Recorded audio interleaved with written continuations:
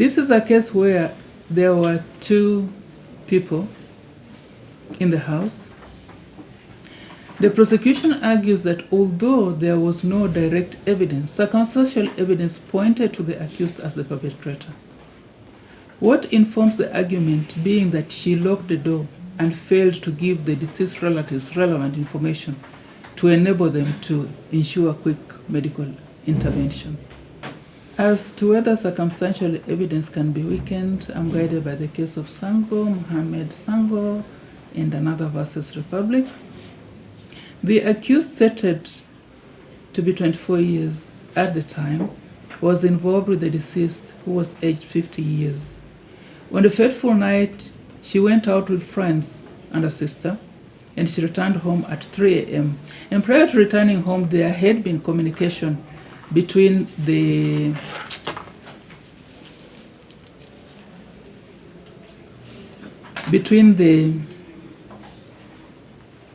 prior to returning home, there had been communication between her and the deceased.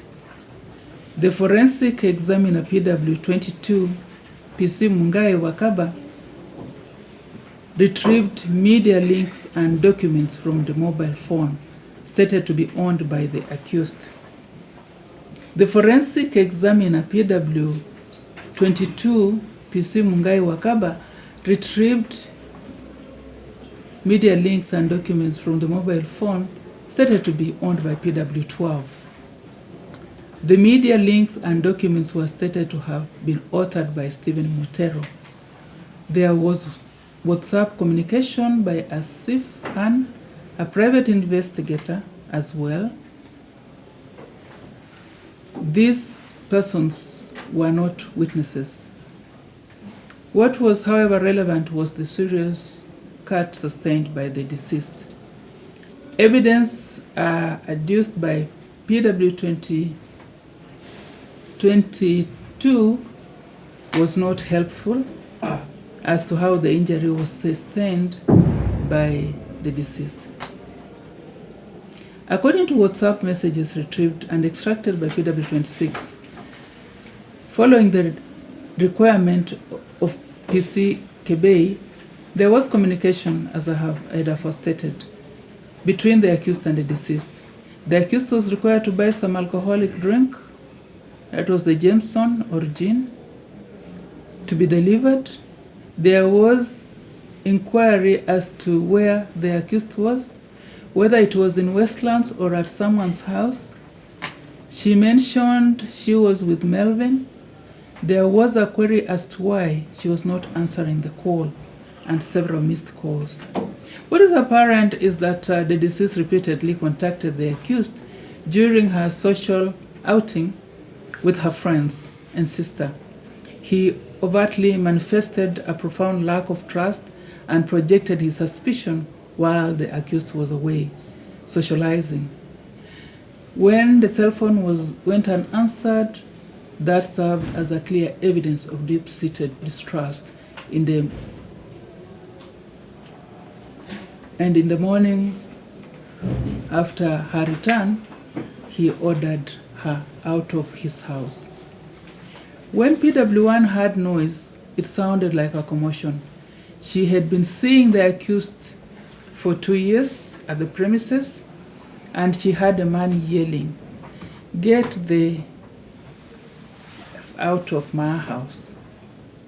While the woman was whimpering, she called PW2 and told him that they were fighting again. When PW2 went to the house, he heard the deceased order the accused to leave the house, and she assured PW2 that she was leaving.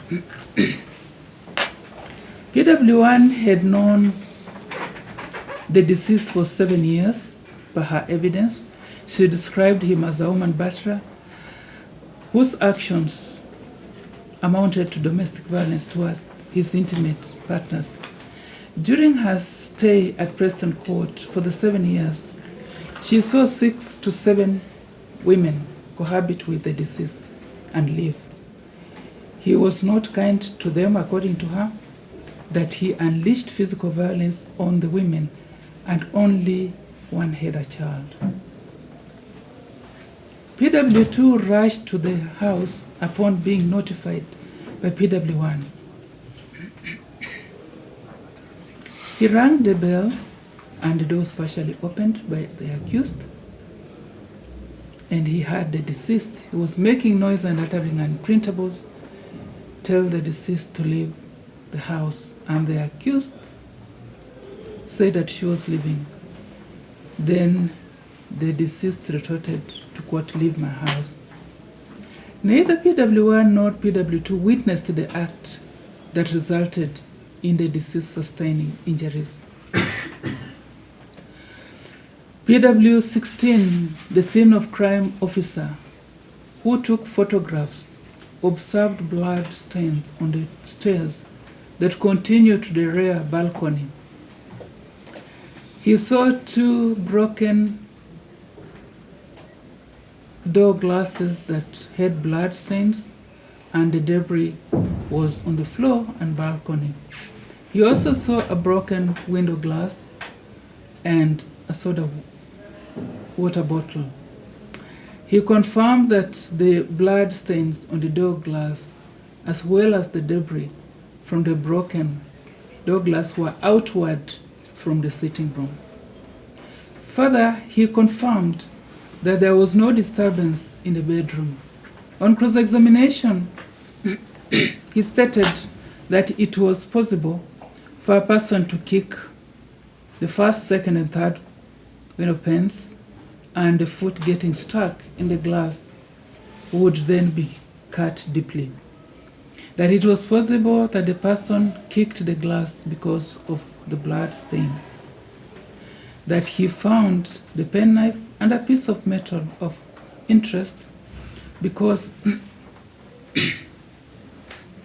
he did not find a panga or knife, but they did not have stains, blood stains. That the only place that showed it could have caused the injury was the broken glass. In addition, he stated that while searching the house, they were looking for blood-stained clothes, but they did not find any. They checked the contents of the luggage, but they had no blood. That the debris from the broken glass suggested that there was force, and the force was from inside towards the outside. Right at the outset, the accused, on being interrogated, according to Corporal Angote, rendered an explanation that the deceased wanted to assault her following an argument. Hence, she locked herself on the balcony of the house. And when the deceased tried to open the door and he failed, he hit the door and the glasses broke, falling on the balcony. And she did not know the deceased was injured when he asked for the car keys. Corporal Angote argued that the narration by the accused was not satisfactory. She stated that the accused may have pushed the deceased to the wall, since it was reported that the two were fighting. On cross-examination, she stated that she did not find anything to disapprove what the accused stated, and she considered what was said to be very important. She agreed that there was a possibility of a person hurting himself. The investigating officer demonstrated to the court that she was not sure if the accused caused the act that resulted into the death of the deceased. And for clarity, it is important to consider the findings of the forensic examiners. Various items were collected from the scene and subjected to analysis by the government chemist. Now, these items included a sachet of branded marriage blue tobacco with unknown substance, traces of cotinine and alkaline were detected in the liver sample of the deceased, and the same alkaloid was detected in the sachet. Traces of ketamine, a narcotic analgesic drug, was detected in the stomach sample of the deceased. A bottle branded Jameson whiskey with some liquid was found to be ethanol at a concentration of 40%.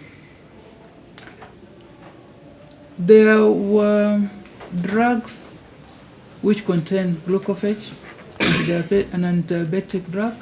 Others were antihypertensive, others anti-gout and anti-cancer drugs. Dr. Muthin, who analyzed the substance, stated that people abuse ketamine, which is used as a stimulant. They can even start hallucinating.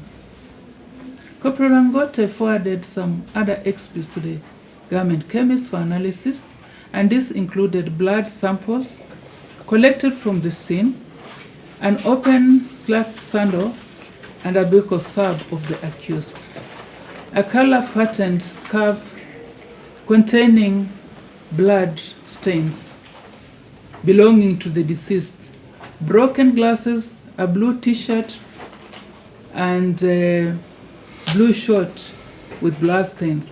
And upon analysis by the government chemist, the DNA profiles generated from all the sample items matched the DNA profile generated from the blood marked as that of blood sample marked as that of Asad Khan, the deceased, but not the accused. This fact is acknowledged by the investigating officer, Corporal Angote. It is argued that the deceased sustained some swelling on the head, defense wounds on both hands, and forearm dorsum, which were most likely inflicted by the accused. The deceased was intoxicated at the time, and having bled a lot, was stated to have fallen on the stairs. It is admitted by Dr. Ndegwa that the injuries could have been sustained when the deceased fell down the stairs. None of the witnesses saw the accused come out of the house on that date until after the police arrived and she left with them. The prosecution questions the conduct of the accused, moving from the balcony area to the sitting room, whereby she locked the door from inside. This, according to the prosecution, could not rule out the possibility of the accused's involvement in the deceased's injury. It is further argued that she did not visit the deceased in hospital or even attend the burial. The issue could be a moral question. There is the question of fear or discomfort which was brought up, since from the outset the accused was a suspect and she was arraigned in court. In the case of Musoke versus Republic, it was stated that it is also necessary, before drawing an inference of accused person's guilt from circumstantial evidence, to be sure that there are no other coexisting circumstances which could weaken or destroy the inference. In the case of Joshua Makao Kitavi versus Republic, Mativo J. as he then was stated that a court must consider circumstantial testimony with great care, especially when it is the only evidence, because the law is not so much concerned with the number of witnesses called as with the quality of the testimony given. A guilty verdict is permitted, however, only if the evidence is of sufficient quality to convince the court beyond reasonable doubt that all the elements of the charged crime have been proved, and that the evidence irresistibly points to the accused, and that the evidence is both truthful and accurate. End of quote. In Republic versus Bab, it was stated that the quote, the inference sought to be drawn must be consistent with all the proved facts. If it is not, inference cannot be drawn. The proved facts should be such that they exclude every reasonable inference from them, save for the one sought to be drawn, end of quote.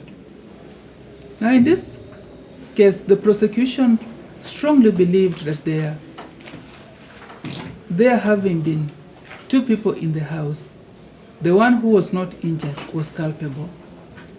However, an inference to be drawn following evidence adduced excludes the inference of culpability on the part of the one who was not injured. In totality, having considered all the evidence placed before the court, the case presented by the prosecution has failed to establish a prima facie case warranting the accused person to be placed on her defense. In the result, she is acquitted pursuant to Section 306, subsection 1 of the Criminal Procedure Code. It is so ordered. I think that is all for today. Much obliged.